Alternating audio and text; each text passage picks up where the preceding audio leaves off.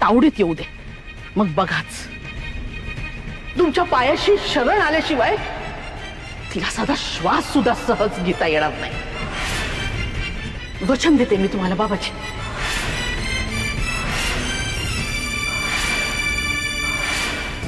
अरे बापरे, ही महामाया आमच्या पुरीची सासू आणि सखुला या बाबाजीच्या पायावर नाक घासायला लावणार. पुरे अग काय वाढून ठेवले तुझ्या समोर. येते मी, कृपा असू दे.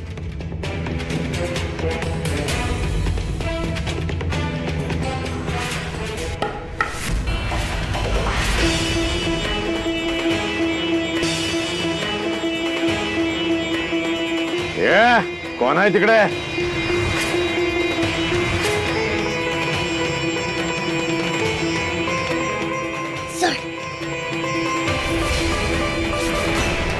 सोडा सोड मला, सोड.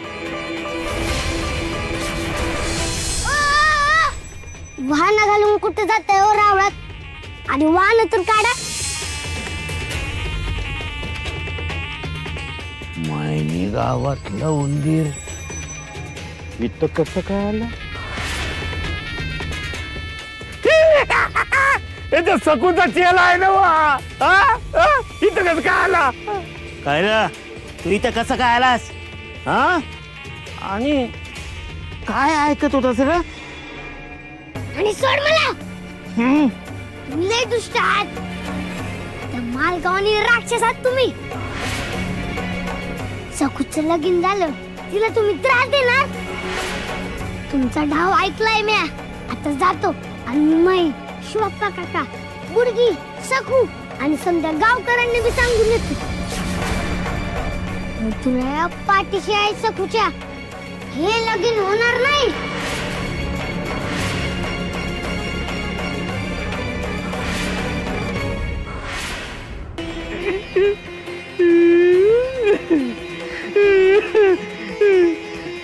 आहे केवढच चिरकुट, पण आता करतोय डोंगरा एवढ्या मोठ्या मोठ्या.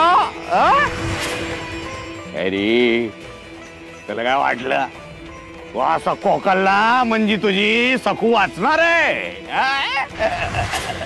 आता तुझी सखू नाही वाचणार, कुणी बी नाही वाचवू शकणार तिला. ना तू, ना तुझा इटू राया, ना अजून कुणी नाही वाचवू शकणार तिला. आणि काय म्हणला तू? इथून जाऊन सांगणार सगळ्यांना, सखूला सांगणार, गावकऱ्यांना सांगणार, सगळ्यांना सांगणार. कसं सांगशील रे? इथं बंदी करून ठेवणार आहे आम्ही तुला. मग रा पिंजरातल्या उंदरावानी तडफडात. वैरू, खास पाहुणचार करा आपल्या या पाहुण्यांचा.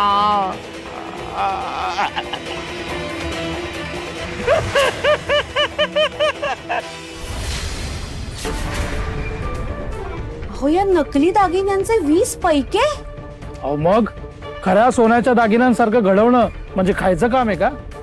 हो हो सयाजी दादा, पण पितळी दागिन्यांचं इतकं मोल 20 पैके जास्त होत आहेत. अहो काम बघा, कारागिरी बघा. हुबेहूब खऱ्या सोन्याच्या दागिन्यांसारखं घडवणं मेहनत लागते, घडणावळ लागते. आणि त्याहून विशेष म्हणजे खऱ्या सोन्याचं पाणी चढवलंय दागिन्यांवर. बरं बरं बरं, आणते.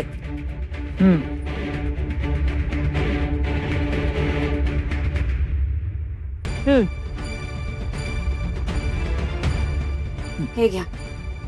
कुठेही वाच्यता नको, कळलं ना? या आता. हो हो.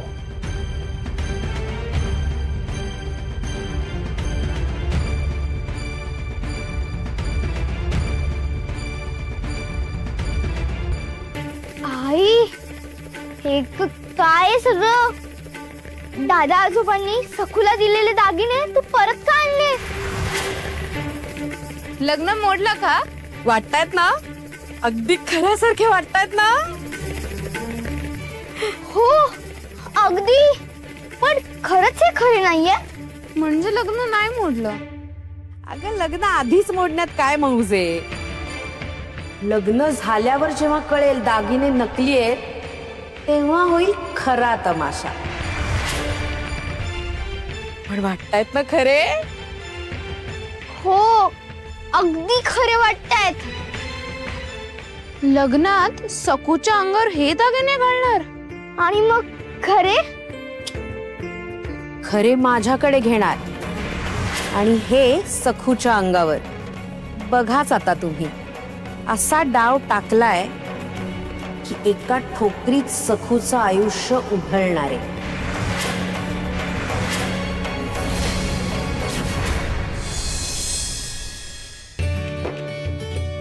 आई, उमा, नीट बघून घ्या.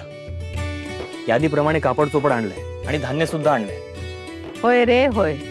उमे, सासरचे मानपानाचे वेगळे बांध, आपल्याकडचे बघू, आणि सासरचे वेगळे आपले वेगळे असे नीट खून करून ठेव. हो सासूबाई, सगळं रीतसर करून ठेवते, नाहीतर हवं तेच नेमक्या वेळी मिळत नाही. तसं व्हायला नको ना. असं होईलच कसं? मी आहे ना. काय ग, एक आठवडं कसलं? अरे अण्णा, तू इथेच असतोस ना जास्त वेळ, मग वहिनींना करमत नसेल घरी. असं काही नाही हा. अहो, मदतीला आले मी. आता लग्न घरात आधी मदतीला यायला नको? मग माझ्या लाडक्या भाचीचं लग्न आहे. काय सखू, नवरीच्या दिमतीला मी वस्तीला चाले. बरं झालं आलीस, चल तळणीला. नाही आले असते, पण म्हटलं ना सखूच्या दिमतीला आलीये.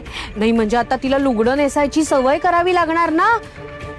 माझी रमा मावशी अगदी काटेकोरे हा सखू. त्या दिवशी बघितलं ना तिचा राग.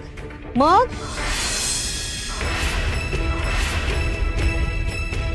आणि सखू, नथीची पण सवय करून घे हा. काय? नको नको, नथ नको. माझ्या नाकात हुळहुळत त्याने, आणि सारखं लुगडंच नेसायचं. भारी अडकल्यासारखं होतं मला त्यांनी. उम्माई, परकल पुलक घातलं तर नाही का ग चालणार? अरे देवा, सकू इथंच आत्ताच आमच्या समोरच बोललीस, हे बरं झालं. सासू समोर बोलली असतीस तर मोठा गजब झाला असता. सकूबाई, आता परकर पोलक विसरा. परकर पोलकेचे दिवस संपले. आता फक्त लुगडीच, आणि अशी मनमानी मुळीच करायची नाही तिकडे. अशी चूक केलीस तर सासरचे लोक